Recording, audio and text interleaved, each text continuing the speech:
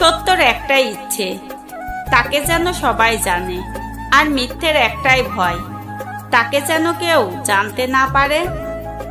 ভাঙা জিনিসকে রব খুব সুন্দরভাবে ব্যবহার করেন। যেমন মেঘ ভেঙে বৃষ্টির রূপ নেয়, মাটি ভেঙে চাষের জমির রূপ দেয়, বীজ ভেঙে নতুন চারা গাছের জন্য দেয়।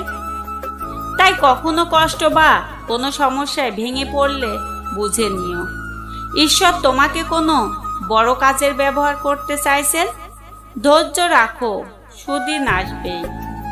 গীতা কখনোই বলেনি তুমি হিন্দু হও, বাইবেল কখনো বলেনি যে তুমি খ্রিস্টান হও, কোরআনের অর্থ এই নয় যে তুমি মুসলিম হও।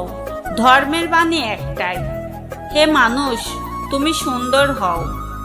যে আপনাকে পাত্তা দিবে না তাকে আপনিও পাত্তা দেবেন না, সে যত বড় বিখ্যাত মানুষই হোক না কেন। মনে রাখবেন, আপনার পৃথিবীতে আপনিই রাজা। আর যে আপনাকে আপন ভাববে তাকে আপনিও আপন করে নিন। তুমি মরার পর কেউ তোমার চেহারা নিয়ে আলোচনা করবে না, আলোচনা করবে তোমার চরিত্র নিয়ে।